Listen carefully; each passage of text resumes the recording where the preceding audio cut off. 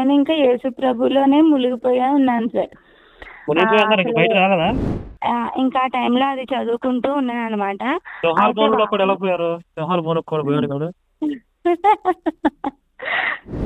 ఒక రోజు ఇంక తెగించేసి ఇంక గొడవ పెట్టుకుని వెళ్దాము, నేను సేవకి వెళ్దాము అని అనుకున్నాను సార్. నన్ను అవుతారు కదా సార్ పెళ్లి చేసుకోకుండా. మా ఇంట్లో వాళ్ళందరికీ జ్వరం వచ్చింది, నాకు రాలేదు అంటే దేవుడు నన్ను ఎంతగానో ప్రత్యేకంగా చూస్తున్నారు అని. బ్లెస్సీ గారు వీడియో మీరు చేశారు కదా సార్, అది చూసినప్పుడు నాకు నిజంగా ఏడుపు వచ్చింది సార్. అసలు ఏంటి వాళ్ళందరూ ఆపరేషన్లు చేయించుకుంటున్నారు, నేను మా అమ్మని టాబ్లెట్స్ మానేమన్నాను. అసలు ఆ నేనే దేవుడిని సినిమా ఫుల్గా కూడా చూడలేదు సార్, ఎందుకంటే నాకు లేని డౌట్స్ అన్ని చాలా వచ్చేస్తున్నాయి ఈ సినిమా చూస్తుంటే. అమ్మో ఇన్ని క్వశ్చన్లు ఇన్ని డౌట్లు ఏంటి, నన్ను దేవుడి దగ్గర నుంచి తొలగించేసేది ఈ సినిమా, ఇలాంటివన్నీ చూడకూడదు. ఒక పాట పాడండి. అప్పుడే పాట పాడారు. అందరిలో నన్నేరుకొని దావీదు వలె నన్ను కోరుకొని ఆత్మాభిషేకం చేసే కదా, తన దాసులతో నిలిపే కదా, తన రాజ్యమునకు చేర్చే కదా. ఇలా ఉంటుంది సార్. నేను నిజంగా దీని గురించి నేను మీకు సారీ కూడా చెప్పాలి సార్. సారీ సార్, నిజంగా నేను కూడా పోవాలని చెప్పించారా చేద్దాం అనుకున్నారా? యేసుప్రభు మీద మనకి డౌట్లు రప్పించేలాగా, బైబిల్ మీద డౌట్లు రప్పించేలాగా ఉన్నారు కనుక మీ వీడియోలు చూడకూడదు, మీరు ఒక సాతాను దోత అన్న ఫీలింగ్ లో మళ్ళీ మీరు బైబిల్ తరగతులు మీ వీడియోలు అవన్నీ చెప్తుంటే అప్పుడు నిజంగా సార్, నిజంగా మీరు అంటే మిమ్మల్ని పట్టుకొని వచ్చేసేదాన్ని సార్. అసలు చాలా చాలా తప్పు చేస్తున్నాను సార్. నేను మా అమ్మ మా నాన్నని చాలా బాధ పెట్టా.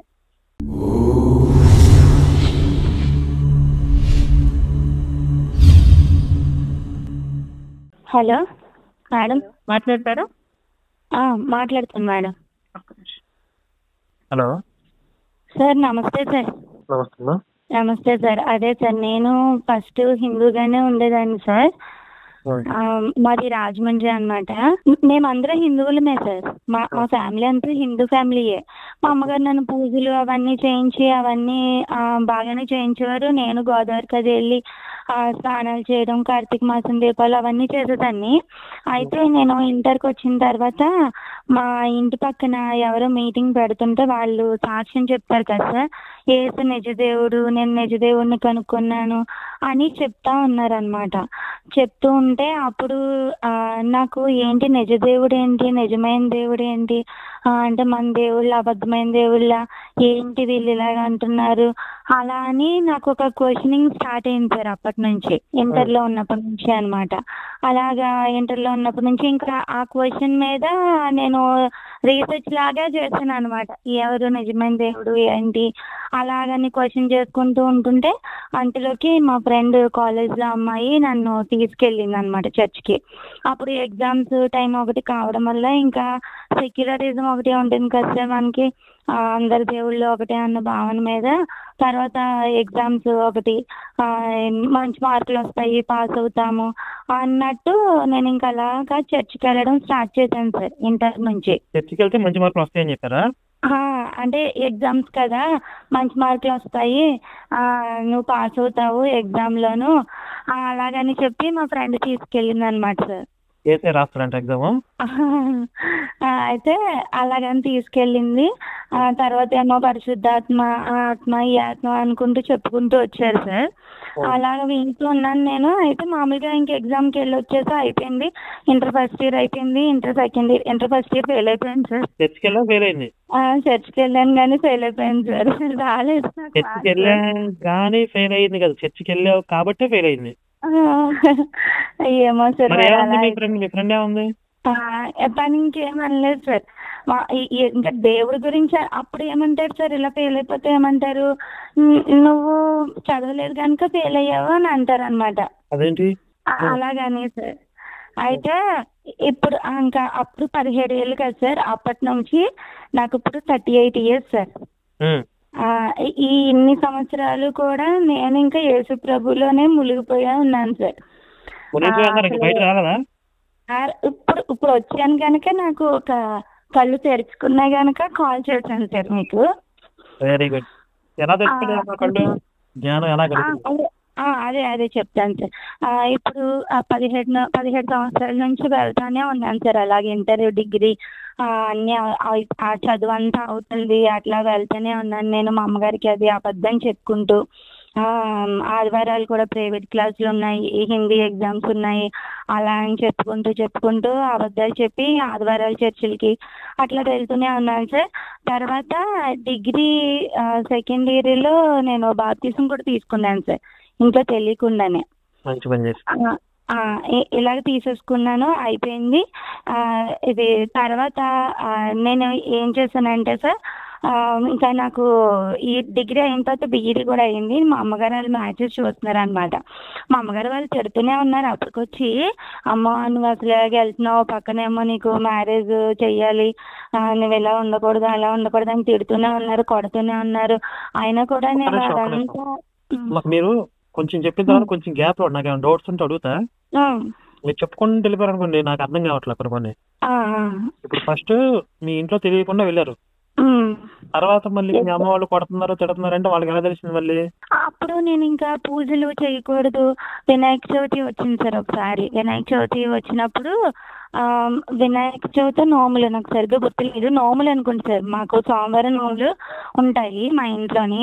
అయితే ఆ నోముల టైంలో మా అమ్మగారు ఎలాగో పూజ చేపిస్తారు కనుక పూజ చేద్దాము అలా అని అనుకుంటుంటే దానియాలు పూజలు చేయకుండా అగ్నిగుండంలో పడ్డాడు, అది ఉంటది కదా సార్. ఇంకా ఆ టైంలో అది చదువుకుంటూ ఉన్నాను అనమాట.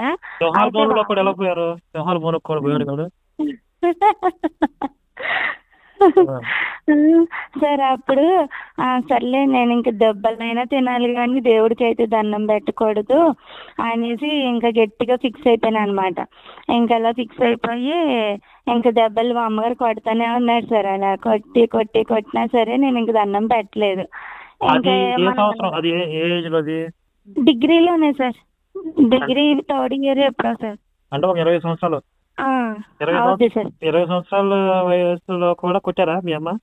కొట్టారు సార్, కొట్టారు. అప్పుడు కొట్టడం కాదు సార్, తర్వాత ఉంది ఇంకాను. మీకు ఇంకా బ్రదర్స్ సిస్టర్స్ ఎవరు లేరా?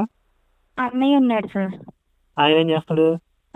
అన్నయ్య కూడా చదువుకుంటున్నాడు. అన్నయ్య కూడా తిడుతూనే ఉండేవాడు సార్. అన్నయ్య, నాన్నగారు, అమ్మ అందరు తిడుతూనే ఉండేవారు. కానీ ఇంకా నేను ఏంటంటే అలా మొండిగా అలాగ ఉండేదాన్ని. నేను అన్నయ్య నేనే అనమాట. నేనంటే బాగా గారం ఇంట్లో. ఇంకా తిడుతున్నా సరే ఇంకా ఇలా చేస్తుంటే సరే అని అనుకునే వాళ్ళు. ఇంకెప్పుడు మారుద్దా అనుకుంటూ ఉండేవారు అనమాట. ఆ రోజు పూజ చేయమన్నప్పుడు మీరు యేసు మతంలోకి వెళ్ళారనే విషయం చెప్పారు అయితే? చెప్పాను సార్. ఇలా నేను యేసు ప్రభుకి దండం పెడతాను, ఇలా నేను చర్చికి వెళ్తాను, అవన్నీ చెప్పాను అనమాట. మా అమ్మగారు వండినవి అవి కూడా తినేదాన్ని కాదు సార్, ఆ ప్రసాదాలు అవి కూడా తినేదాన్ని కాదు. మీ ఇంట్లో యేసు మీద వాళ్ళ ఒపీనియన్ ఏంటి? వాళ్ళు మామూలుగా ఫస్ట్ సెక్యులరిజమే సార్ మా ఇంట్లో కూడాను. మా నాన్నగారు కూడాను వాళ్ళ ఆఫీస్లో వాళ్ళందరూ కలిపి వెళ్తారు కదా అన్ని మీటింగ్స్కి, లేకపోతే ఏమన్నా ప్రేయర్ వాళ్ళ క్రిస్టియన్స్ వాళ్ళ భోజనాలకి అలాగే వెళ్తారు. అలాగే వెళ్తున్నారు అని అనుకున్నారు. మా అమ్మగారు కూడా ఫస్ట్లో మా అమ్మగారు కూడా చెప్పే వెళ్ళాను సార్. ఇప్పుడు నేను చూసాను సార్, ప్రవీణ్ కుమార్ గారి సినిమా షార్ట్ ఫిల్మ్ ఒకటి ఉంది కదా, కాలేజ్ అమ్మాయిలు పంపిస్తేని ఒక అమ్మాయి వెళ్తుంది. ఆ తర్వాత వాళ్ళ అమ్మ చూసి షాక్ అయిపోద్ది అనమాట ప్రేయర్ చేస్తుంటే. చూస్తుంటే మా అమ్మగారు అలా షాక్ అయ్యారా అని నాకు ఇప్పుడు బాధ అనిపిస్తుంది సార్. అయితే అలా వెళ్తూనే ఉండేదాన్ని సార్. స్టార్టింగ్ లో మామూలుగా హిందూగా ఉన్నప్పుడు నేను ఎలా ఉండేదాన్ని అంటే సార్, మా అమ్మగారికి ఏదైనా జ్వరం వచ్చిందంటే నాకు జ్వరం వచ్చినా పర్వాలేదు, మా అమ్మగారికి ఎటువంటి జ్వరం రాకూడదు అని నేను అనుకునేదాన్ని. మా ఇంట్లో వాళ్ళు ఎవ్వరికి ఏం రాకూడదు, నాకు వచ్చినా పర్వాలేదు అన్న ఫీలింగ్ లో ఉండేదాన్ని సార్. తర్వాత మా అమ్మగారు ఒకసారి అయితే నాకు తగిలిన ఇదేంటంటే, మా అమ్మగారు ఒకసారి శివ అనుకుంటూ మామిడికే కోసారు సార్. కోస్తే చేయి కోసిపోయింది సార్ మా అమ్మగారికి. కోసిపోతే నేను బాధపడడం పోయింది, నాలో అంత సాడిజం పెరిగిందని నాకు ఇప్పుడు తెలిసింది సార్. ఇన్ని 38 years వచ్చిన తర్వాత తెలిసింది నాకు. ఆ శివశివాన్ని కోతుంటే చాక్ తెగిపోతే అమ్మ అమ్మ అంటున్నాను కానీ శివ అన్నందువల్ల నీకు తెగింది, నేను యేసుప్రభు అంటాను కనుక నాకు తెగదు అని నేను మనసులో అనుకుని అలా సైకోలాగా మారాను సార్. ఆ విషయం నాకు ఇప్పుడు ఇన్నేళ్ళకి తెలిసింది. అసలు అంత సాడిజం అంటే అంత సాడిజం అన్నమాట అనిపించింది సార్. మా ఇంట్లో వాళ్ళందరికీ జ్వరం వచ్చింది, నాకు రాలేదు అంటే దేవుడు నన్ను ఎంతగానో ప్రత్యేకంగా చూస్తున్నారు అని. అప్పుడు మనల్ని చర్చికి వెళ్ళగానే మనల్ని ఏమంటారంటే సార్, నిన్ను దేవుడు ఏర్పరచుకున్నారు, అందుకనే నువ్వు ఈ స్థలంలోకి వచ్చావు అలాగని చెప్తారు సార్. అప్పుడు ఎలా ఉంటుందంటే, అమ్మో నిజంగా మా ఇంట్లో అందరికంటే నన్నే ఏం చేసుకున్నారేమో దేవుడు, నేనే చాలా ఆ గ్రేట్ పర్సన్ని అని అప్పుడు ఆ ఫీలింగ్ సార్. ఆ ఫీలింగ్ అలాగే ఎక్కించేసుకున్నాను సార్, మొత్తంగా ఎక్కించేసుకున్నా. మా ఇంట్లో వాళ్ళందరికంటే నేనే ఎక్కువ. మళ్ళీ పాటలు కూడా ఉంటాయి సార్. దావీదు అన్నయ్యలందరినీ ఎన్నుకోకుండా దావీదుని ఎన్నుకుంటాడు కదా దేవుడు, రాజు గారు. అలాగా మనం కూడా ఒక స్పెషల్ కేటగిరీ అన్నమాట దేవుడికి, అలాగని చెప్తారు సార్. తర్వాత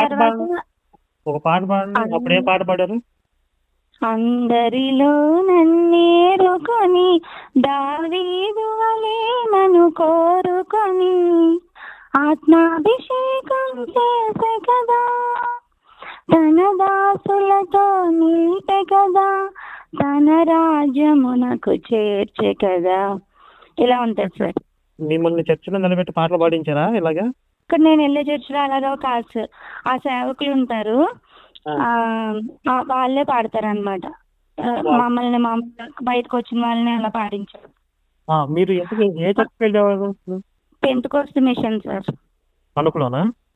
కాదు సార్, రాజమండ్రిలోనే. మీరు రాజమండ్రి అన్నారా? రాజమండ్రిలోనే పెంటెకోస్ట్ మిషన్కి వెళ్ళేదాన్ని అనమాట.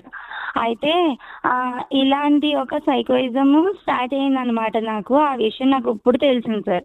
ఇన్ని సంవత్సరాలు అయిన తర్వాత కళ్ళు తెరుచుకున్నాయి సార్ నాకు.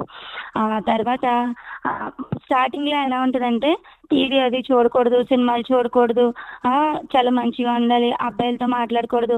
అది నేను కూడా యూత్ కదా, అప్పుడు కూడా నేను చదివింది కూడా ఉమెన్స్ కాలేజ్ సార్.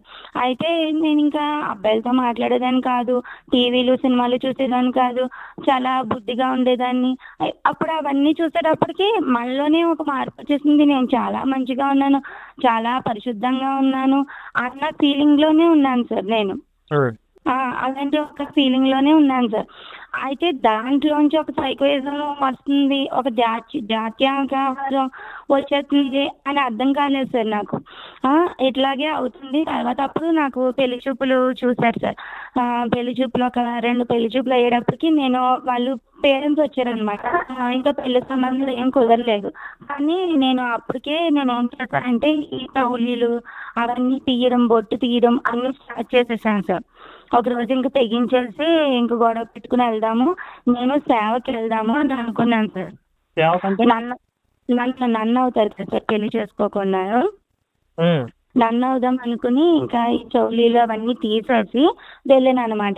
ఏంటి ఇలా తీసేసావని, నేను మామూలుగా చర్చికి ఏదో వెళ్తున్నావు అని అనుకున్నాను, అంతలోకి ఇలా చేసేవాళ్ళు. మా అమ్మగారు అది ఇంకా తిట్టడం కొట్టడం స్టార్ట్ చేశారు సార్. అప్పటి నుంచి మా ఇంట్లో ఇంకా యుద్ధాలే సార్. అసలు మొత్తం మా అమ్మగారు మా నాన్నగారు ఏడుస్తూనే ఉండేవారు అనమాట. వద్దమ్మా అలాగే వెళ్ళకూడదు, అది అసలు మన మతం కాదు, వాళ్ళు అక్కడికి తీసుకెళ్ళి ఏం చేస్తారో కూడా తెలీదు అంటే, లేదు మా చర్చిలో అందరూ వెళ్తారు, సేవకి వెళ్తారు, దేవుడు నన్ను పిలిచాడు, నేను ఇప్పుడు వెళ్ళిపోవాలి, దేవుడి సేవకి వెళ్ళిపోవాలి అలా అనుకుంటూ ఉండేదాన్ని సార్ నేను. ఇంకెలాగో కొన్ని సిచ్యువేషన్స్ చూస్తున్నాను కదా సార్. కొన్ని చర్చిల్లో ఎలా జరుగుతున్నాయి, అమ్మాయిని తీసుకుని వెళ్ళిపోయి ఏదో ఒకటి చేస్తారు, మద్దతు చేయడము అట్లా అన్నీ ఉంటాయి కదా. ఇంకా ఇదంతా మైండ్లో పెట్టుకుని ఇంకా నేను సరే, మా అమ్మగారికి కూడా హెల్త్ అసలు బాగాలేదు సార్, ఇంకెందుకు నేను ఇంకా పెళ్లి చేసేసుకుందామన్నా డిసైడ్ అయిపోయాను సార్. డిసైడ్ అయిపోయాను, కానీ మనసులో ఏమో దేవుడు పిలిచారు కదా, వెళ్దాము, సేవకి వెళ్దాము, అలాంటి మైండ్ సెట్ నేను ఉండేదాన్ని మనసులో. కానీ బయటకి అయితే పెళ్లి సంబంధం అన్నట్టే ఉండేదాన్ని. అయితే ఇంకా ఆ పెళ్లి సంబంధం నాకు ఒకటి కుదిరింది. చేస్తూనే ఉన్నాడు సార్. అయితే ఆ పెళ్లి రోజు వరకు కూడా ఏడుస్తూనే ఉన్నాను సార్. ఈ రోజు ఈవినింగ్ పెళ్లి అయితే మార్నింగ్ వరకు ఏడుపే. అందరూ ఏమనుకున్నారంటే చుట్టాలు కూడా వచ్చేసి ఈ అమ్మాయికి పెళ్ళంటే ఇష్టం లేదేమో, వేరే అబ్బాయిని ఎవరైనా లవ్ చేసిందేమో అని వాళ్ళు అనుకుంటున్నారు. అలాంటి ఒక సిచ్యువేషన్ లో ఉన్నాను సార్. అసలు నేను అసలు పెళ్ళికైతే అసలు రెడీ కూడా అవ్వలేదు. నిజంగా మొహంలో నవ్వు లేదు, కళ లేదు, ఏమి లేదు. ఆ పెళ్ళి అని చెప్పిన దగ్గర నుంచి ఒక నెల రోజుల నుంచి అలా బాధపడుతూనే ఏడవడము, చిక్కిపోవడము, ఇంకా అన్నం అది తినడం అనేది అలాగే అయిపోయింది. ఇంక సరే, ఇంకా అప్పుడు కూడా కొంతమంది నా దగ్గర ఉన్న ఫ్రెండ్స్ కొంతమంది, లేదు నేను దేవుడు సేవకు పిలిచారు, నువ్వు ఇప్పుడు పెళ్ళి అంటే మళ్ళీ దేవుడు కోపం వస్తుంది, దేవుని ఉగ్రత వస్తుంది అలాగని చెప్పుకుంటూ ఉన్నారు సార్. ఏదైనా కూడా వెంటనే అయితే పారిపోలేం కదా. అమ్మ నాన్నగారు చాలా బాధపడతారు, నా కళ్ళ ముందు అన్ని ఖర్చులు పెట్టి చేస్తున్నారు, అవన్నీ చూస్తూనే ఉన్నాను నేను. అసలు ఏదైనా ఇప్పుడు దేవుడు ఏమనుకుంటారో నా విషయంలో అలాగే అవుతుందిలే అని ఫీలింగ్తోనే ఉండిపోయాను సార్ నేను. అలాగా కామ్గానే కూర్చున్నాను, మొహం అయితే మార్చుకున్నాను కానీ కామ్గానే కూర్చున్నాను. నాకు పెళ్ళి అయిపోయింది.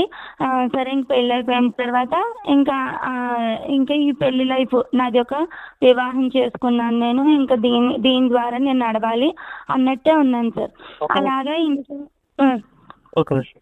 మీరు క్రిస్టియన్ అని చర్చికి వెళ్తున్నారనే విషయం మీ భర్తకి చెప్పారా? అదే తను కూడా అడిగారు సార్ ఫోన్లోనే, నీకు ఏ కలర్ అంటే ఇష్టమో అట్లా నా అభిప్రాయాలు తెలుసుకునేదానికి అడిగితే, నీకు ఏ దేవుడు అంటే ఇష్టం అని అడిగితే నేను వెంటనే యేసు ప్రభు అన్నాను. అవునా అని తను కూడా సెక్యులరిజం అనమాట. సర్లే ఏ దేవుడు అయితే ఏంట్లే అన్న ఫీలింగ్ లో ఉన్నారు. కానీ పెళ్ళి అయిన తర్వాత అప్పుడప్పుడు నేను చర్చికి వెళ్తాను అన్నా కూడా వద్దనేవారు కాదు, వెళ్ళమనేవారు. అయితే తను మాత్రం వచ్చేవారు కాదు, నన్ను మాత్రం తెలియకు, నేను రమ్మనిదాన్ని అనమాట. మీరు రండి అని పిలిచేదాన్ని, కానీ నేను మాత్రం రాను, కావాలంటే నువ్వు వెళ్ళు అనేసారు. ఇంకా మెయిన్ పూజలు అవి ఉంటాయి కదా సార్, వరలక్ష్మి వ్రతాలు, ఆ పెళ్ళైన అవన్నీ అయితే చేసేసేదాన్ని. కానీ మనసులో మాత్రం దేవుణ్ణి పూజించుకుంటూ అలాగా చేస్తా కొన్ని రోజులు. దేవుడి పూజలో కూర్చొని యేసుని పూజిస్తున్నారు, యేసుని మనసులో అనుకుంటున్నారు అట్లా సార్. అయితే అలాగా మెయిన్ పూజలు ఉంటాయి కదా సార్ పెళ్ళైన కొత్తలో, అవన్నీ కూడా అలాగే యేసుని పూజించుకుంటూ మనసులో తలుచుకుంటూ అవి చేసేసాను అనమాట. ఇంకా గొడవలు రాకూడదు, ఇంకైతే హిందువుల్లోకి వెళ్ళిపోయాను నేను. కానీ వీళ్ళని కూడా ఎలాగన్నా తీసుకురావాలి అన్న మైండ్ సెట్తో ఉండేదాన్ని సార్ నేను. నెమ్మదిగా వాక్యాలు అవి చెప్పి తీసుకుని వద్దాము అన్న మైండ్ సెట్తోనే అట్లాగనే ఉండిపోయేదాన్ని. తర్వాత ఇంకా నా లైఫ్ అలాగా కంటిన్యూషన్ అవుతూ ఉంది సార్. అయితే కరోనా టైంలో మా అమ్మగారు చనిపోయారు సార్. అప్పుడు ఇంక చనిపోయిన తర్వాత నేను ఇంక బాధపడుతూ ఉన్నాను. అయితే నాకు మా అమ్మగారిని చూడడానికి కూడా అవ్వలేదు సార్. మా అమ్మగారు హైదరాబాద్ లో ఉంటారు సార్, మా అన్నయ్య దగ్గర. అప్పుడు నేను ఇంకా చూడడానికి కూడా అవ్వలేదు సార్. అప్పుడు స్టార్టింగ్ లాక్డౌన్ కనుక ఇంకా రావడానికి అవ్వదు, అసలు అక్కడ ఎమ్మెల్యేలు ఎవరు కూడా పర్మిషన్ ఇవ్వట్లేదు, మా ఊరు దాటి కూడా రావడానికి లేదు కనుక ఇంకా మా అన్నయ్య వద్దులే అని ఇంకా వీడియో కాల్ చేసి చూపించేశాడు. లేదు సార్, కరోనా కాదు సార్, కరోనా కాదు, బీపీ షుగర్ ప్రాబ్లం ఉంది, బీపీ కూడా లో బీపీ లాగా వచ్చేసిందండి సార్. ఎంత ఏజ్ ఆవిడకి చనిపోయినప్పుడు? 52 ఎంతో ఉంటాయి సార్, అంతే 52, 53 ఉంటాయి. అయితే నేను మా అమ్మగారికి ఏం చెప్పేదాన్ని అంటే సార్, మా అమ్మగారిని కూడా కొంచెంగా చర్చ్కి తీసుకుని వెళ్దాము అని అనుకునేదాన్ని. అయితే మధ్యలో వచ్చేవారు మా అమ్మగారు, ఇంకా నా మీద ప్రేమతో వచ్చేవారు, ఎలా వచ్చేవారో తెలియదు కానీ కొంచెంగా వచ్చేవారు. కొట్టారు కానీ ఏంటంటే ఇంకా నేను కంటిన్యూషన్ గా వెళ్ళి, అమ్మ దేవుడే నిజమైన దేవుడు, ఇలాగా వీళ్ళందరికీ పూజించకూడదు, యేసు ప్రభుని నమ్ముకుంటేనే పరలోకం, లేకపోతే నరకంకి వెళ్ళిపోతాము, ఇంకా ఈ వీడియోలు ఇవన్నీ చూపించడాలు ఇలాంటివన్నీ చేసేదాన్ని సార్. చెప్తాను సార్. చెప్తే మా అమ్మగారు ఏమీ వచ్చేవారు కాదు. అయితే పేరుకి మా అమ్మగారికి ఎలాగో ఒంట్లో బాగోలేదు కనుక జస్ట్ అట్లాగ వచ్చేవారు అనమాట. అలాగ వచ్చి వెళ్ళడం అలా చేసేవారు, పెద్దగా ఏమీ వచ్చేవారు కాదు సార్. అంటే ఆరోగ్యం బాగా అయిపోయిందని చెప్పారా? ఆరోగ్యం బాగవుద్ది, నువ్వు టాబ్లెట్ అని అని చెప్పాను సార్. అయ్యో, ఇప్పుడు ఆ టాబ్లెట్లు మానేయడం వల్ల ఆవిడకి ఎఫెక్ట్ అయిందేమో. అదే అదే నాకు ఆ విషయము ఇప్పుడే తెలిసింది సార్. నాకు రీసెంట్ గా ఒక 4 రోజుల ముందు మా అక్కకు ఫోన్ చేస్తే నువ్వు చెప్పడం వల్ల అంట మీ అమ్మ టాబ్లెట్లు మానేసిందంట అనేసి చెప్తున్నారు అనమాట. నేను ఎంత తప్పు చేశానా అనిపించింది నిజంగానే. టాబ్లెట్లు మానే అందరూ స్వస్థత పొందేసుకుంటున్నారు, అలాగని ఒకటే చూపిస్తా ఉంటారు కదా సార్. ఇంకా అవన్నీ చూసి నేను నిజంగానే నమ్మేశాను సార్. అసలు మార్నింగ్ అదే బ్లెస్సీ గారు వీడియో మీరు చేశారు కదా సార్, అది చూసినప్పుడు నాకు నిజంగా ఏడుపు వచ్చింది సార్. అసలు ఏంటి వాళ్ళందరూ ఆపరేషన్లు చేయించుకుంటున్నారు, నేను మా అమ్మని టాబ్లెట్స్ మానేమన్నాను. నేనేంటంటే ఇంకా చిన్న ఏజే కదా సార్, జ్వరాలు అవి వచ్చినప్పుడు ఏంటంటే టాబ్లెట్లు వేసుకునేదాన్ని కాదు నేను కూడా. అదంతా చిన్న చిన్న జ్వరాలే కదా, 2-3 రోజుల్లో తగ్గిపోయేవి. నాకు దేవుడు స్వస్థత ఇచ్చేసాడు అని నేను పొంగిపోయేదాన్ని. మా అమ్మగారిని అలా చేశాను. మా అమ్మగారికి ఆల్రెడీ షుగర్ ఉంది. ఆ షుగర్ వల్ల ఇంకా అన్నీ ఎఫెక్ట్ అయిపోయి ఉంటాయి సార్. ఆ విషయం నాకు ఇప్పుడే తెలిసింది సార్. అయితే నేను కరోనా టైంలో మీ వీడియో ఒకటి నేనే దేవుడిని సినిమా చూస్తున్నాను సార్. చూస్తుంటే మీరు ఎంటర్ అయ్యేటప్పటికి సీన్ ఉంటుంది కదా సార్, మీరు ఇలా రావడం, యేసుప్రభు వచ్చిన తర్వాత అందరూ యేసుప్రభుతో మాట్లాడిన తర్వాత మీరు వచ్చిన సీన్ చూసి అసలు ఆ నేనే దేవుడిని సినిమా ఫుల్గా కూడా చూడలేదు సార్. ఎందుకంటే నాకు లేని డౌట్స్ అన్ని చాలా వచ్చేస్తున్నాయి మీ సినిమా చూస్తుంటే. అమ్మో, ఇన్ని క్వశ్చన్లు, ఇన్ని డౌట్లు ఏంటి, నన్ను దేవుడి దగ్గర నుంచి తొలగించేసేది ఈ సినిమా, ఇలాంటివన్నీ చూడకూడదు, ఇలాంటివి చూస్తే మనకి లేని డౌట్లు వచ్చేసేసి దేవుడి మీద మనకే అపనమ్మకం వచ్చేస్తుంది అనేసి నేను అనుకున్నాను సార్. అప్పుడు స్టార్టింగ్ నేను వీడియో చూసింది నేనే దేవుని సినిమాలో మిమ్మల్ని చూసాను సార్. ఇంకా తర్వాత ఆ సినిమా కూడా ఫుల్గా చూడలేదు సార్ అప్పుడు ఆ కరోనా టైంలో. ఆ వీడియో అక్కడికి ఆపేసేసి ఇంకా ఆ సినిమాలో main climax dialogues important. Climax చూడలేదు అయితే అసలు మేము యేసుప్రభు దగ్గరికి యేసుప్రభు అందరి దగ్గరికి వెళ్ళి అడుగుతుంటే వాళ్ళందరూ కలిపి ఏంటయ్యా నువ్వు ఇలాగ అన్నావు అని వాక్యాలతో చెప్తా ఉంటారు కదా. అప్పుడు యేసుప్రభు ఆలోచిస్తూ ఉంటారు కదా, అమ్మ ఏంటి యేసుప్రభు ఆలోచిస్తున్నట్టు చూపించారు, ఇప్పుడు నేను చూస్తే నాకు డౌట్లు వచ్చేస్తాయి అనేసి ఇంకా మిమ్మల్ని చూడడం కూడా ఆపేసాను సార్. మిమ్మల్ని ఒకటి చూసాను అప్పుడు, అంతే చూసాను. ఇంకా మళ్ళీ మీ వీడియోస్ చూడలేదు. అసలు ఇలా యేసుప్రభు కోసం, ఈ బైబిల్ కోసం ఇలా క్వశ్చన్ చేసే వాళ్ళు ఉంటారని కూడా తెలియదు సార్ నాకు. నేను నిజంగా దీని గురించి నేను మీకు సారీ కూడా చెప్పాలి సార్. సారీ సార్ నిజంగా. సార్ నేను కూడా పోవాలని చెప్పించారా, చేద్దాం అనుకున్నారా? తప్పించాలి అట్లాగే ఏం కాదు, కానీ మీ వీడియోలు చూడకూడదు. ఎందుకంటే మీరు సాతాన్ని ప్రేరేపించేలాగా ఉన్నారు కదా. యేసుప్రభు మీద మనకి డౌట్లు రప్పించేలాగా, బైబిల్ మీద డౌట్లు రప్పించేలాగా ఉన్నారు కనుక మీ వీడియోలు చూడకూడదు. మీరు ఒక సాతాను దోత అన్న ఫీలింగ్ లో మీరు ఒక సాతాను దోత పోస్ట్ ఇచ్చారు. డైరెక్ట్ సైతాన్ అనుకోవచ్చుగా, పెద్ద పోస్ట్ వచ్చుగా. సాతాన్ అంటే వస్తాడు కదా సార్, తర్వాత ఎప్పుడో యూట్యూబర్ వస్తాడంట కదా సార్, అంత్యక్రీస్తు ఏదో వస్తాడంటారు కదా సార్. అందుకని ఇలాంటి వాళ్ళందరూ దోతలు అనమాట సార్. సైతాన్ నిజంగా బైబిల్లో మంచోడు. బైబిల్లో సైతానే మంచోడు. అసలు మీ బైబిల్ దేవుడి కంటే కూడా అదే సైతానే మంచోడు. అలాగే ఉంది సార్ ఇప్పుడు సిచ్యువేషన్ చూస్తుంటే. ఇలాగా ఈ కరోనా టైం అంతా అయిపోయింది సార్.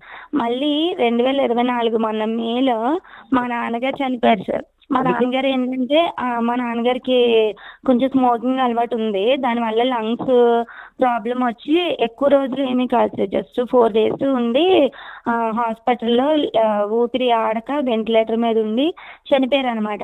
అప్పుడు ఆ చనిపోయే ముందుకు నాకు టైం ఉంది సార్, వెళ్ళడానికి నాకు వీలుంది, అన్నీ ఉన్నాయి. మా అన్నయ్య నన్ను రమ్మని అంటుంటే నేను వెళ్ళకుండా సార్ దేవుడే చూసుకుంటారు, దేవుడికి ప్రార్థన చేస్తాను అనేసి మా నాన్నగారితో మాట్లాడడానికి కూడా అవ్వలేదు సార్. ఆయన ఎక్కడున్నారు? హాస్పిటల్ ఉన్నారు ఇప్పుడు? Gandhi hospital sir. ఆయన హైదరాబాద్ లో? అంటే మీ అన్నయ్య దగ్గర ఉంటున్నారా? మా అన్నయ్య దగ్గరే ఉంటారు సార్. మీ అన్నయ్య ఇక్కడ జాబ్ చేస్తున్నాడా? మా అన్నయ్య హైదరాబాద్ లో జాబ్ చేస్తారు సార్. ఓకే, మీ అమ్మ నాన్న ఇక్కడికి వచ్చేసారు. ఉమ్, ఉమ్. మిమ్మల్ని పెళ్లి చేశారు కదా, ఏ ఊరు ఇచ్చారు? రాజమండ్రి, రాజమండ్రి. రాజమండ్రి. మీరు పుట్టి పెరిగింది ఎక్కడ? పుట్టి పెరిగింది రాజమండ్రి సార్, నాకు పెళ్లి అయింది రాజమండ్రి. Okay okay. మా చుట్టాలు కూడా రాజమండ్రి సార్. అయితే మా అన్నయ్య జాబ్.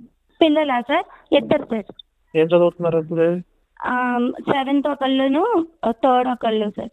ఓకే. హైదరాబాద్ లో మీ నాన్న హాస్పిటల్లో ఉంటే మీరు వెళ్ళలేదు? వెళ్ళలేదు సార్, ఎందుకంటే నాకు వీలుండి కూడా వెళ్ళలేదు. ఏంటంటే దేవుడు కాపాడతారు, దేవుడు కాపాడతారు. న్యూ ఇయర్ రోజు వాగ్దానాలు ఇస్తారు కదా సార్, ఆ వాగ్దానాల్లో ఏమొచ్చిందంటే సార్, ఏంటి, వృక్షాయుష్మంత ఆయుష్ నీకు ఇస్తాను అని వాగ్దానం వచ్చింది సార్. ఎవరికి? మీకా? మా నాన్నగారికి. మా నాన్నగారి పేరు మీద నేను తీసాను అనమాట. వాళ్ళు ఎవరు రారు సార్ చర్చికి, నేను ఒకదాన్నే వెళ్తాను. అయితే ఇంకా అలా చర్చికి వెళ్తుంటే నేను తీస్తే అమ్మ దేవుడు నిజంగా వృక్షాయుష్మంత ఆయుష్ ఇచ్చేస్తానన్నారు, నిజంగా వృక్షానికి ఎన్ని ఏళ్ళు ఆయుష్ ఉంటుంది, మా నాన్నగారు అంటారు ఏం కాదు నేను ప్రేయర్ చేస్తాను, నేను వెళ్ళను. చుట్టాలు అందరూ వస్తున్నారు సార్ చూడడానికి మా నాన్నగారిని, నేను ఒక్కదాన్నే వెళ్ళలేదు సార్.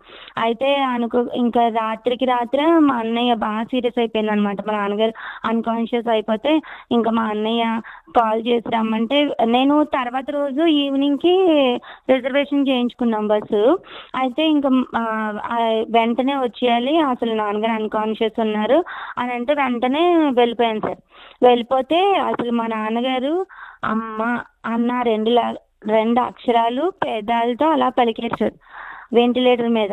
నాకు అప్పుడు అసలు పిచ్చి లేచింది సార్ నిజంగా. ఎందుకంటే వీలుండి కూడా, మాట్లాడేది కూడా వీలుండి వెళ్ళకుండా ఈ భక్తి పేరు మీద చెప్పి నేనంత మూర్ఖురాల్లో బిహేవ్ చేశానా అని అప్పుడు అనిపించింది సార్ నాకు. అట్లాగా ఒక 4-5 days ఉన్నారు హాస్పిటల్లోని. తర్వాత ఇంక ఊపిరి అందక చనిపోయారు సార్. ఇప్పుడు హాస్పిటల్లో ఉంటే ప్రేయర్ చేపిస్తాం కదా సార్, ప్రేయర్ చేయించడానికి వాళ్ళ ప్రేయర్ గ్రూప్స్, పాస్టర్లకి అందరికి ప్రేయర్ చేయండి, మా నాన్నగారికి బాగాలేదు అని చెప్తుంటే చేశారు, ప్రేయర్ చేశారు. అయినా కూడా చనిపోయారు కదా, ప్రేయర్ చేసినా బ్రతకలేదు కదా. అప్పుడు ఏంటి ప్రేయర్ చేసినా బ్రతకలేదు అని అనుకుంటున్నాను. అప్పుడు ఏమంటున్నారంటే ఇలాగ ఫోన్ చేసి మా నాన్నగారు చనిపోయారు పాస్టర్ గారు అంటుంటే, భూస్థాపన ఆరాధన నిమిత్తం ప్రార్థన చేస్తామమ్మా అంటున్నారు. భూస్థాపన అంటే అదే చనిపోయిన తర్వాత కార్యక్రమం ఉంటది కదా, ఆ కార్యక్రమం కోసం ప్రేయర్ చేస్తారంట. ఆ కార్యక్రమం కోసం నువ్వెందుకు ప్రేయర్ చేయడం, జరుగుద్ది కదా అది. అలా అన్నాడు సార్. అసలు అలా అన్న తర్వాత నేను అప్పుడు కూడా నాకు ఇంకా దేవుడి మీద కోపం రాలేదు, ఏం రాలేదు, ఏడుస్తూనే ఉన్నా. ఎందుకు ఇలా చేసావు, నేను నమ్ముకుని ఉన్నాను, నేను ఎందుకు ఇలా చేసావు అనుకుంటూ ఏడుస్తూనే ఉన్నాను సార్. ఆ మెయిల్ నుంచి మా నాన్నగారు చనిపోయిన దగ్గర నుంచి నాకు చాలా క్వశ్చన్స్ వచ్చినాయి. మా నాన్నగారి బెడ్ దగ్గర ముస్లిమ్స్ ఉన్నారు, హిందూస్ ఉన్నారు, అందరూ ఉన్నారు. అందరూ ఒకరి తర్వాత ఒకళ్ళు చనిపోతున్నారు. మరి ఇప్పుడు దేవుడు ప్రేమగల దేవుడు అయితే నువ్వు ఎందుకు వీళ్ళందరినీ కాపాడట్లేదు? నేను వీళ్ళందరి కోసము ప్రాణం ఇచ్చేసాను, రక్తం ఇచ్చేసాను అని చెప్పావు కదా, వీళ్ళందరినీ కాపాడేస్తాను అన్నావు కదా, ఎందుకు కాపాడట్లేదు? అలా అని అంటే ఏమంటున్నారు, నువ్వు లేటుగా ప్రేయర్ చేయడం స్టార్ట్ చేసావు అన్నారు. లేటుగా ప్రేయర్ చేయడం ఏంటి? ఇప్పుడు నేను అన్ని సంవత్సరాల నుంచి మా నాన్నగారి గురించి ప్రేయర్ చేయకుండా ఉంటానా సార్? అసలు అమ్మ రక్షించబడాలి. ఇప్పుడు వాళ్ళ మెయిన్ కాన్సెప్ట్ ఏంటి సార్? పరలోకం వెళ్ళాలి, మన ఫ్యామిలీ అందరూ పరలోకం వెళ్ళాలి, ఇదే కదా సార్ కాన్సెప్ట్. ఇప్పుడు అలాగని నేను ఎన్ని సంవత్సరాల నుంచి ప్రేయర్ చేస్తుంటాను, అన్ని సంవత్సరాల నుంచి మా నాన్నగారు మా అమ్మగారు అందరూ ఇలాగ రక్షించబడాలి, మేమందరం పరలోకంలో ఉండాలి, అవునా, మేము నరకంలో ఉండకూడదు, ఇలాగనే ప్రేయర్ చేస్తాం కదా. అలాగని ప్రేయర్ చేసినా కూడా మళ్ళీ ఏమంటున్నారు, నువ్వు లాస్ట్లో కంగారుగా ప్రేయర్ చేసావు అందుకనే బ్రతకలేదు అంటున్నారు. ఇప్పుడు అది కంగారు సిచ్యువేషన్ కనుక లాస్ట్లో, ఇప్పుడు నిజంగా జ్వరం వచ్చింది, ఆ జ్వరం వచ్చినప్పుడే కదా సార్ టాబ్లెట్ల అవసరము, ముందు నుంచి వేసుకోం కదా, ముందు నుంచే మామూలుగానే ఉంటాము. ఆ జ్వరం వచ్చినప్పుడే హాట్ వాటర్ తాగడము, బ్రెడ్ తినడము, చికెన్ మానేయడము అవన్నీ చేస్తాము. అలాంటివి. అలాగా ఇప్పుడు ఒంట్లో బాగోలేనప్పుడే కదా సార్ కంగారు పడి ప్రేయర్ చేయడము. అప్పుడు నువ్వు లాస్ట్‌లో వచ్చావు గనుక అంత కంగారుగా చేసావు గనుక దేవుడు ఇంకా నీ ప్రార్థన ఆలకించలేదు అని చెప్తున్నారు సార్ అసలు. దానికి అసలు నాకు లాజిక్కే అర్థం కాలేదు. పోన్లే నేను ఇంకా మనుషులు ఎవరితో కూడా మాట్లాడలేదు. ఇప్పటి వరకు దేవుడు దేవుడు దేవుడు అనుకుంటూ నన్ను పిచ్చెక్కించారు. ఇప్పుడు నేను దేవుడినే క్వశ్చన్స్ అడిగా. ఎప్పుడు నువ్వు ఎంత ప్రేమ గల దేవుడు అయితే ఇవందరినీ ఎందుకు కాపాడలేదు? పోన్లే అందరినీ కాపాడలేదు. నేను ఎన్ని సంవత్సరాల నుంచి చర్చకొచ్చాను, నేను నీకోసం ఎన్ని దెబ్బలు తిన్నాను, నీకోసం ఎన్ని అవమానాలు చేశాను, అవన్నీ పడ్డాను నేను. అయినా కూడా నువ్వు కాపాడలేదు కదా. ఇప్పుడు మా నాన్నగారిని బ్రతికించమన్నాను, బ్రతికించలేదు. ఇప్పుడు నీ గొప్ప ఏంటి? ఇప్పుడు బయట వాళ్ళ గొప్ప ఏంటి? ఇప్పుడు ఈ హిందూ పూజలు చేసేవాళ్ళు వాళ్ళు ఎంత ఆనందంగా ఉన్నారు, వాళ్ళ తల్లిదండ్రుల్ని పూజించుకుంటూ అన్ని చేసుకుంటూ ఉన్నారు. ఇప్పుడు యేసు ప్రభు అన్న పేరు చెప్పి ఏం చేసావు నువ్వు? నేనే దేవుణ్ణి నన్నే కొలవండి అని చెప్పుకుంటూ అమ్మ నాన్న అందరి మీద బంధుత్వాలు అన్నీ దూరం చేసేసారు. నిజంగా అన్ని సంవత్సరాల నుంచి నేను మా ఇంట్లో యాక్టివ్ ఉంటాను. అసలు మా అమ్మగారిని నేను ఎంత ఇష్టపడేదాన్ని. అయినా కూడా దేవుడినే పట్టుకోవాలి, అమ్మ నాన్నని పెద్ద పట్టించుకోకూడదు అన్న మైండ్ సెట్లోకి నేను వెళ్ళిపోయాను సార్. అసలు అలాంటి ఒక సైకోయిజంలోకి నేను వెళ్ళిపోయాను ఈ యేసుప్రభు దగ్గరికి వచ్చి. ఇప్పుడు నేను ఇంత ప్రేయర్ చేశాను, నువ్వు మా అమ్మ మా నాన్నని తీసుకుని రాగలవా? అలాంటి క్వశ్చన్స్ అన్నీ వచ్చినాయి సార్ నాకు. అలాంటి క్వశ్చన్లు అన్నీ నేను అలాగా పడుకుని ఏడుస్తూ మా హస్బెండ్ మా పిల్లలు ఆఫీస్కి స్కూల్కి వెళ్ళిపోయినప్పుడు కూర్చుని ఏడుస్తూ ఇన్ని డౌట్స్ క్వశ్చన్స్ అడుగుతుంటే నాకు నిజంగా దేవుడు ఎక్కడ ఏ ఆన్సర్ ఇచ్చినట్టు లేదు. మరి ఇప్పటి వరకు ఏమైంది? నీ దేవుడు నీ పక్కన ఉంటారు, నీ కుడి పక్కన ఉంటారు, ఎడం పక్కన ఉంటారు, ముందు వెనకాల చుట్టూరా ఉంటారు, దేవదూతలు మీ చుట్టూరా ఉంటారు, మీరు మామూలు మనుషులు కాదు, మీరెంతో గొప్ప జనాంగం అని చెప్పించిన వాళ్ళు ఇప్పుడు నా పక్కన దేవుడు ఏం కనబడట్లేదే. అసలు నాకు దేవుడు ఎక్కడా కనబడట్లేదు. ఇలాంటి క్వశ్చన్స్ అన్నీ వచ్చాయి సార్. అలా క్వశ్చన్స్ వచ్చిన తర్వాత అసలు నాకు ఎవరైనా ఒక ఆన్సర్ చెప్తారా? నా క్వశ్చన్స్కి ఆన్సర్ దేవుడు అలాగే ఇవ్వలేడు. ఆ దేవుడు అనేవాడు వచ్చి ఇప్పటి వరకు నా సన్నిధి నీకు తోడుగా ఉండును అలాంటి వాక్యాలు ఉంటాయి కదా సార్. అవన్నీ చూసి అమ్మో దేవుడు నా దగ్గరికి వచ్చేసాడు, దేవుడు నాతో మాట్లాడేస్తున్నాడు అలాగే నేను వేసుకున్నాం ఇప్పటి వరకును. కానీ అదేమీ లేదు. చుట్టాలు అందరికీ దూరం అయిపోయాం, అమ్మ నాన్నకి దూరం అయిపోయాం, పిల్లల్ని ప్రేమించకూడదు అంటాడు, ఎవరిని ప్రేమించకూడదు అంటాడు. నిజంగా నేను అందరి కాళ్ళకి దండం పెట్టేదాన్ని సార్. అసలు చిన్నప్పుడు ఇది ప్రేయర్కి స్టార్ట్ చేసిన తర్వాత దండం పెట్టడమే మానేశాను. అసలు పెద్దోళ్ళు కాళ్ళు పట్టుకుని దండం పెడితే అసలు ఎంత ఆనందం ఉంటుంది. అది ఆనందాన్ని అంతా మిస్ అయిపోయాను సార్ నిజంగా. నేను యూత్గా ఉన్నప్పుడు ఎంత హ్యాపీగా ఉంటుంది. ఆ హ్యాపీనెస్ ఆ ఫ్రెండ్స్తోని ఏదన్నా సినిమాలకు షికారులకు ఎక్కడికి వెళ్ళడము ఏమీ లేదు. ఇంకా వెళ్ళడం గుడ్డిగా చర్చికి వెళ్ళడం, రావడము, ఏదో చదవడము అంతే. పోనీ దేవుడు నన్ను నాకేమన్నా చేసేసాడా అంటే ఏమీ లేదు. చదువుల్లో కూడా నేను చదువుకున్నదే, నాకేం టాప్ ర్యాంకర్స్లోకి ఏమి వచ్చేలేదు సార్, యావరేజ్ మార్కులే వచ్చినాయి. కానీ ఇవన్నీ అర్థం అవ్వవు, అప్పుడంతా కళ్ళు తెరుచుకోలేదు.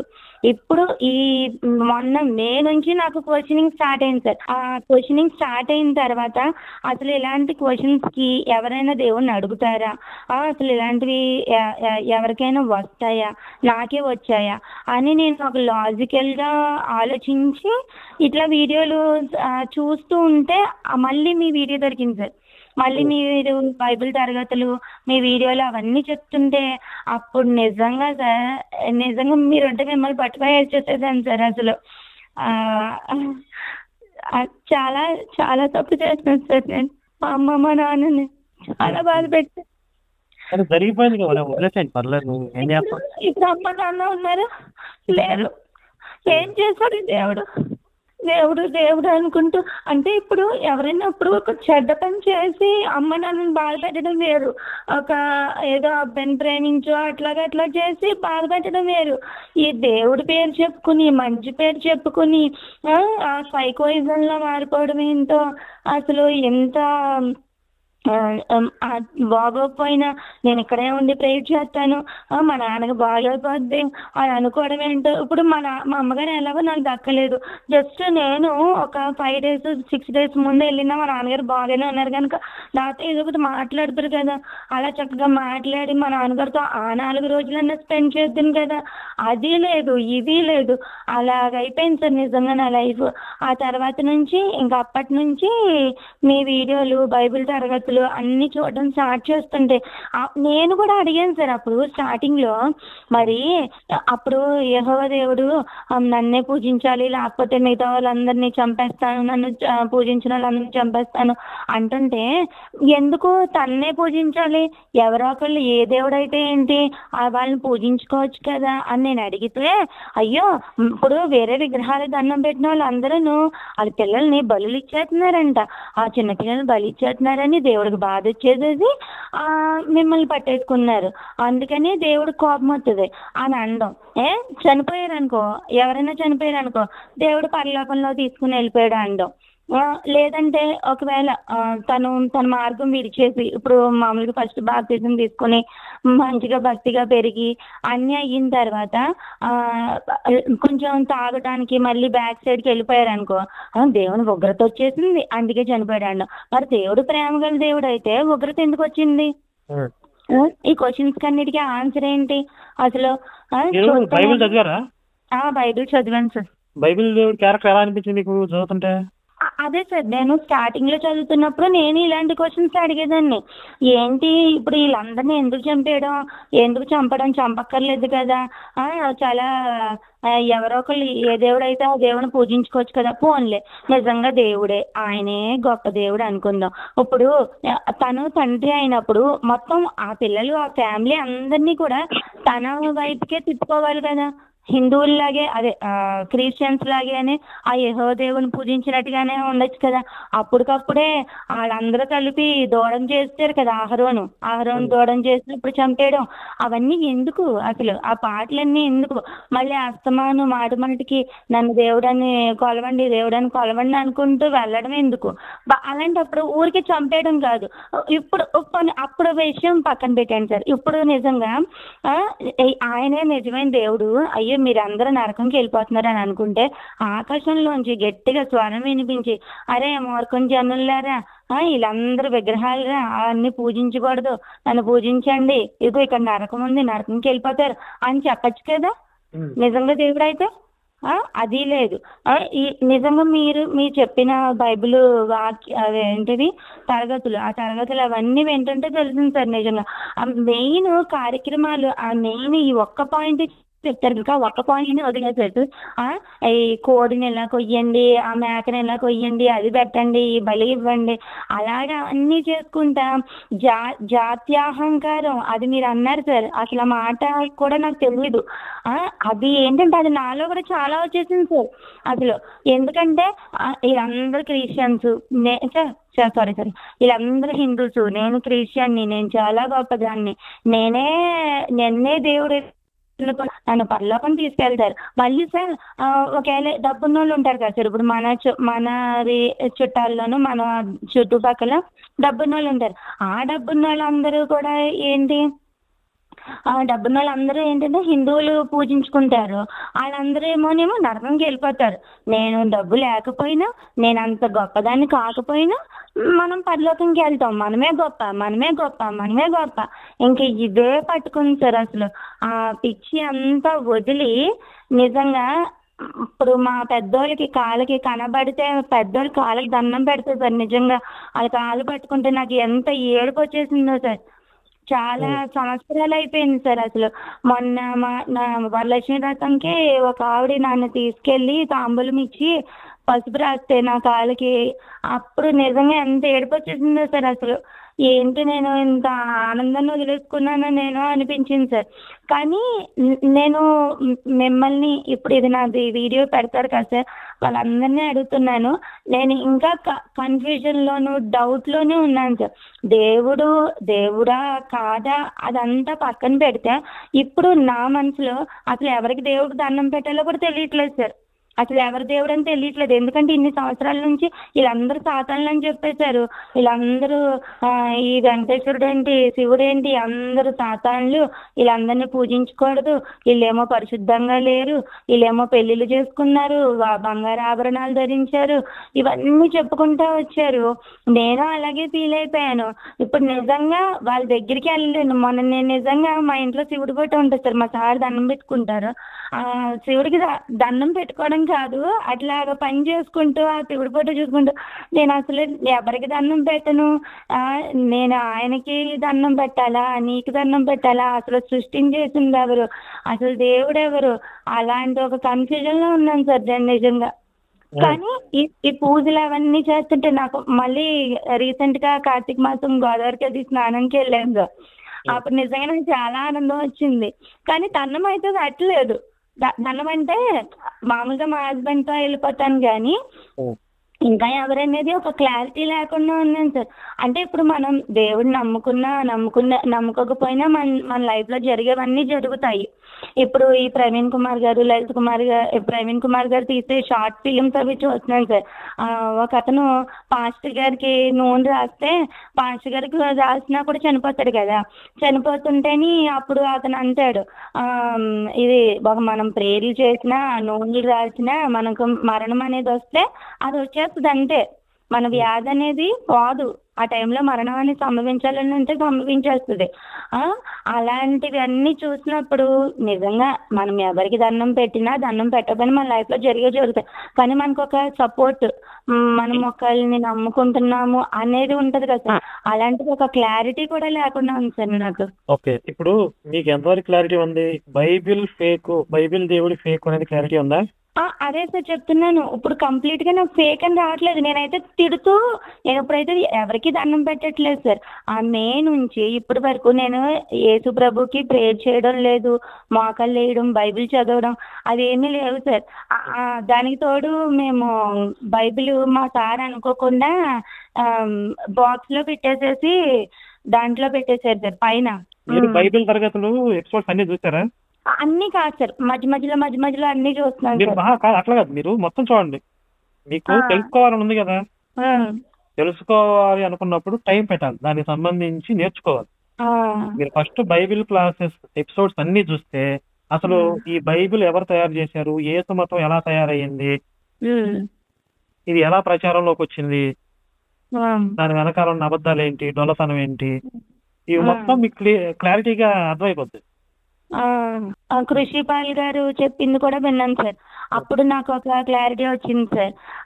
నిజంగా ఒక క్రిస్టియన్ తన పాస్టర్ అయినా కూడా అలా చెప్తున్నాడు. మీ ఇద్దరు ఇంటర్వ్యూ ఒకటి ఉంది కదా సార్, అది ఒకటి చూశాను సార్. అది చూసిన తర్వాత నాకు కొంచెం క్లారిటీ వచ్చింది. కానీ నాకు ఇప్పుడు ఏంటంటే అసలు దేవుడు ఎవరు, నిజంగా ఈ భూమిని వీళ్ళందరినీ సృష్టించింది ఎవరు, అలాగే ఇప్పటి వరకు ఇన్ని సంవత్సరాలు అయిపోయింది కదా సార్, 24 years అయిపోయింది. ఈ 24 years దగ్గర ఉన్నామంటే అసలు దేవుడు ఎవరు అనేది ఒక క్లారిటీ లేకుండా అయిపోయింది. అంతా నేను కాపాడేస్తాను, నీకు తోడుగా ఉంటాను అన్నాడు, ఏమీ లేదు. ఈ చూస్తే నా పరువంతా పోయింది, మా చుట్టాల్లో పరువంతా పోయింది. ఇలాగ చేసి మొత్తం సంతోషం సుఖం ఏమీ లేకుండా అయిపోయి మొత్తానికి ఇలాగ తీసుకొచ్చారు నన్ను. అంత దారుణంగా ఉంటారు. ఆ మతం అనేది కలిపురుషుడు అని ఒక నెగిటివ్ క్యారెక్టర్ ఉంటుంది మనకి హిందుత్వంలో. ఈ కలిపురుషుడు ఎప్పుడు కూడా వాడు ఆరాట పడతావు, నన్నే పూజించాలి, లోకం అంతా నన్నే దేవుడిగా పూజించాలి అని రందు పడతా ఉంటాడు. మీకు ఆ కలిపురుషుడు క్యారెక్టర్ బైబిల్లో కనపడింది. దేవుడు అంటే ఏంటి? సర్వశక్తిమంతుడు కదా. ఆయనకి ఏదైనా కొరత ఉండిద్దా అసలు? లేకపోతే ఆయనకు దుఃఖం ఉండిద్దా? అంటే మీరు నేను పూజించకపోతే ఆయన బాధపడతాడా? ఆయనకు వచ్చే నష్టం ఏంటి? ఆయన ఎప్పుడూ కూడా ఒక ఏమంటారు అతీతమైన ఆనందమయ స్థితిలో ఉంటాడు. మనకులాగా రాగద్వేషాలు, మనకులాగా కోపాలు ఆయనకు ఉండవు కదా. కానీ మీకు బైబిల్లో క్యారెక్టర్ చూసి ఎంతసేపు ఏడుస్తా ఉంటాడు, నన్ను పూజించట్లేదు, మీరు నన్ను పూజించాలి లేకపోతే చంపుతాను అదే అని చెప్పి. అంటే ఈ లక్షణాలన్నీ ఎవరివి?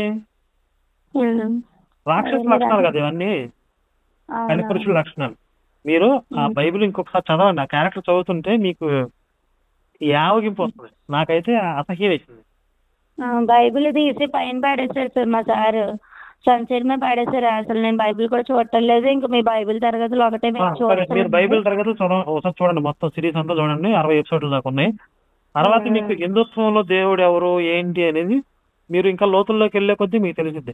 హిందుత్వంలో ఒకే రూపము ఒకే పేరు అనేది ఏం లేదు. విభిన్నమైనటువంటి మార్గాలు ఉన్నాయి భగవంతుని చేరుకోవడానికి. మీకు మీ మనస్తత్వానికి ఏ రూపం నచ్చితే, ఇప్పుడు అమ్మవారి రూపం మీకు ఇష్టం అనుకోండి, మీరు అమ్మవారిని ఆరాధించవచ్చు. ఇప్పుడు శివతత్వం మీకు నచ్చింది అనుకోండి, శివుడిని ఆరాధించవచ్చు.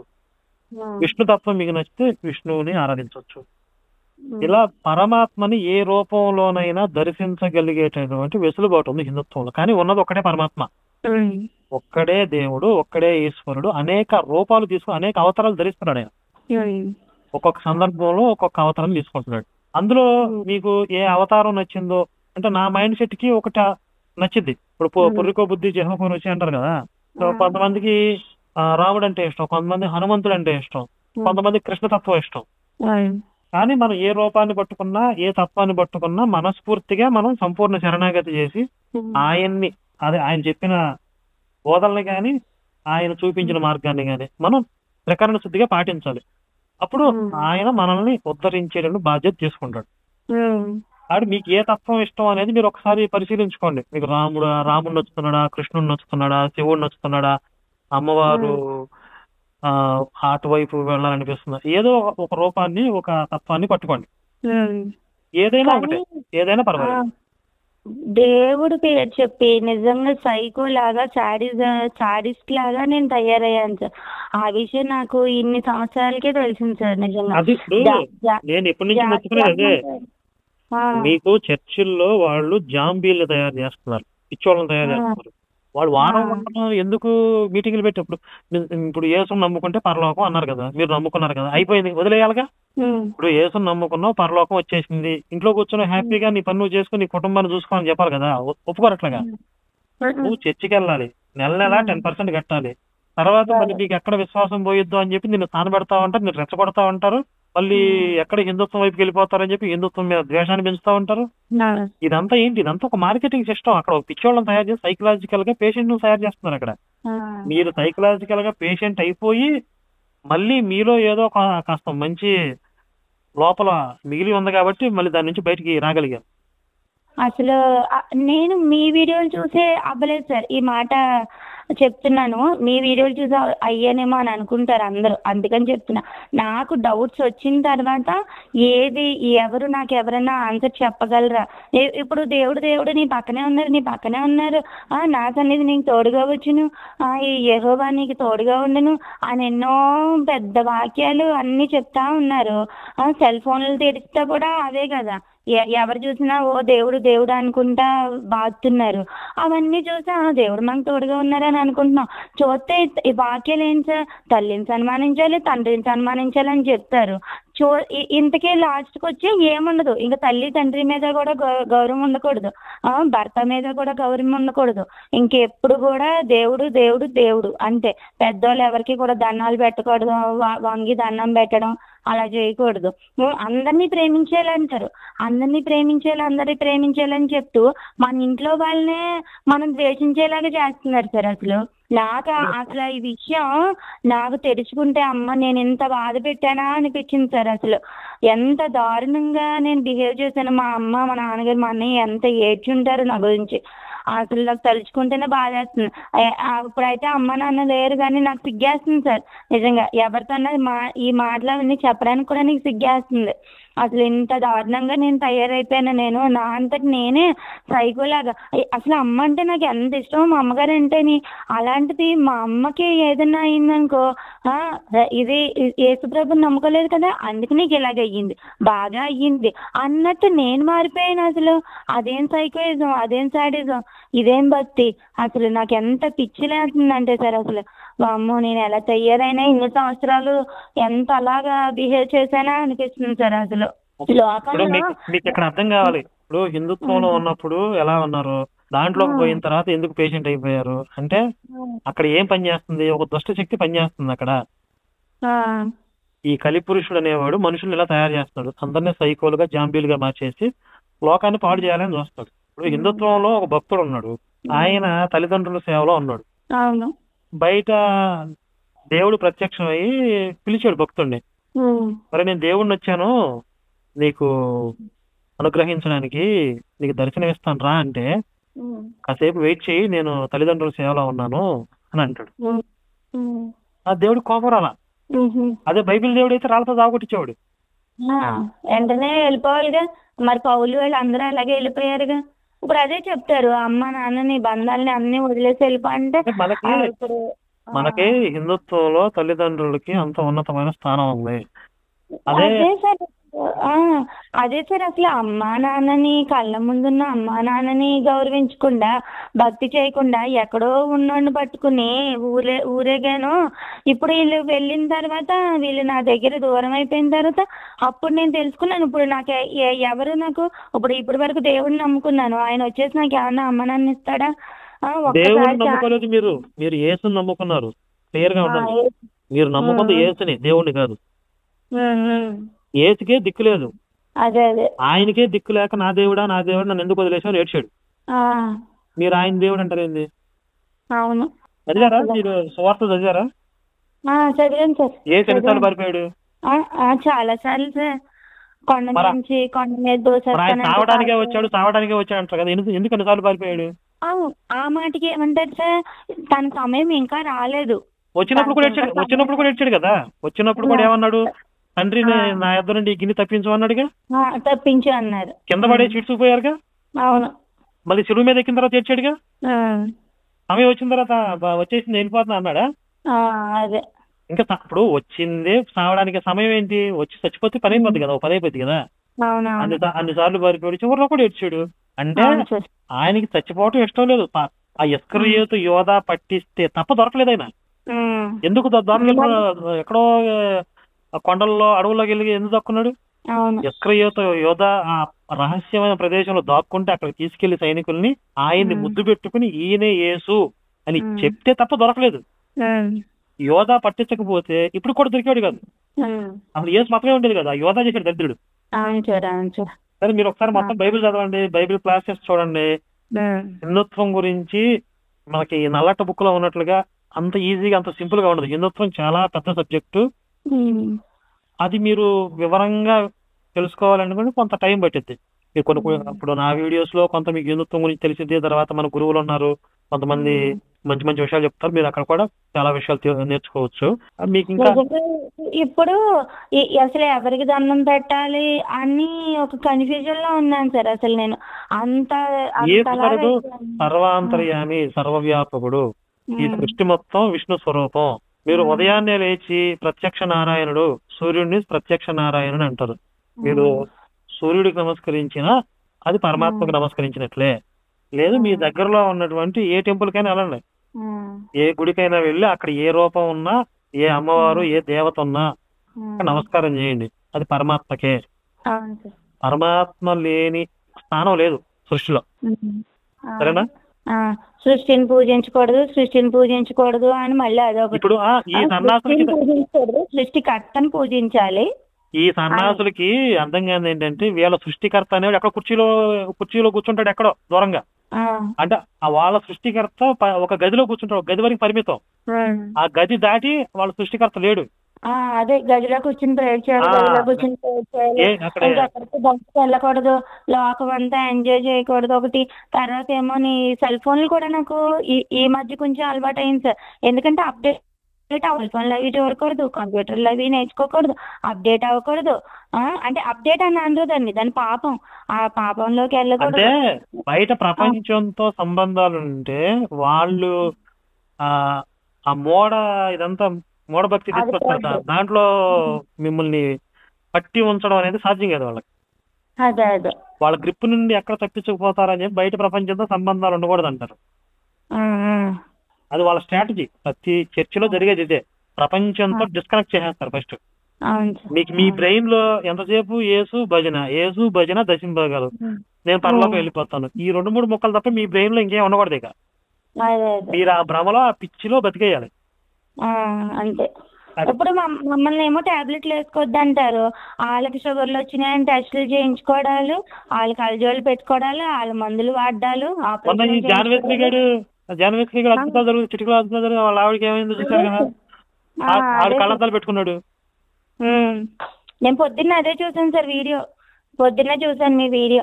అయ్యి బాబాయ్ వీళ్ళు ఇలా ఆపరేషన్ చేయించుకుంటున్నారేమో, ఈ మత్తులాగా మనల్ని చేసేస్తున్నారు, మన హెల్త్ ఎంతో పాడైపోతున్నాయి, ముదిరిపోతున్నాయి. వాళ్ళు చెప్పే అద్భుతాలు ఎంతమంది చచ్చిపోయి ఉంటారు కదా ఇప్పుడు దాకా.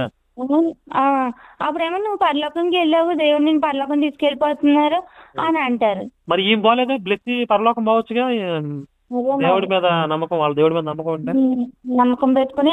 అలా ఆయన గారే కదా పాస్టర్, అసలు ఒకటి చెప్తారు ఒకటి చేస్తున్నారు, అసలు ఒకరికొకరికి పొంతనుండదు, ఏం మనుషులు అసలు. జనాలు ఎంత గొర్రెలుగా ఉన్నారంటే, ఇప్పుడు ఆ బ్లెస్సి యొక్క రోజు ప్రతి ఆదివారం అక్కడే నిలబడి ఎన్నో అద్భుతాలు చెప్పింది, దేవుడు అలా చేశాడు ఇలా చేశాడు అది ఇదని. మళ్ళీ అక్కడే నిలబడి నేను ఆపరేషన్ చేయించుకున్నాను అని చెప్పి చప్పట్లు కొడుతున్నారు. అవును. ఏం చేయాలి అక్కడ, జనాలు చెప్పు తీసి ఇసరాలి కదా, నువ్వు మొన్నటి దాకా ఏం చెప్పావు అద్భుతాలు జరుగుతాయి అని చెప్పి, నువ్వు ఎందుకు ఆపరేషన్ చేయించుకున్నావు అని అడగాలి కదా. అవును సార్. ఒక్క గొర్రెని అడిగింది అక్కడ. అక్కడ ఏమంటారు, దేవుడు చాలా అద్భుతంగా ఆపరేషన్ చేయించారు, నాకు సహాయం చేశారు అంటుంటే మీరు అన్నారు కదా సరే పక్క నుండి కత్తిర్లు అందించాడా అని అనగానే నాకు ఎంత నవ్వు వచ్చిందో సార్ అసలు. మరి ఆపరేషన్ చేయడానికి సహాయం చేయడం ఏంటి, మరి అదే ఆపరేషన్ చేయడానికి సహాయం చేయడం ఏంటి, అసలు అలాగ ఉన్నారు సార్. అసలు ఎంత దారుణంగా తయారు చేస్తున్నారంటే మనిషి. నేను ఇలాగ అయిపోయినా ఒక ఏంటి భక్తి పేరు చెప్పుకుని చాలా మంచిదానిలాగా ఉంటూ ఇలా సైకోయిజం, ఒక శాడిజం, నాకు నేనుగా ఇలా అయిపోయింది. చుట్టాలందరినీ కూడా దూరం చేసేసుకున్నాను సార్ నేను. తర్వాత మా హస్బెండ్ని అలాగా నాకు ఒక హిందూనిచ్చి పెళ్లి చేశారు కనుక ఇంకా మా హస్బెండ్ నన్ను తీసుకెళ్ళి అందరితో కలుపుతున్నారు కనుక ఉన్నాను. కానీ అనుకోకుండా నేను ఎవరినైనా ఏ క్రిస్టియన్ లో చేసుకుంటే ఇంకా దీంట్లోంచి వచ్చేదాన్ని కాదమ్మా సార్ అసలు.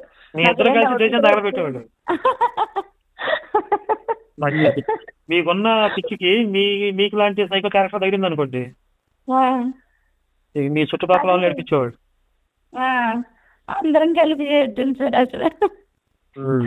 సరే ఇప్పటికన్నా సరే జరిగిన నష్టం మనం తీసుకురాలేం, జరిగిపోయినాయి.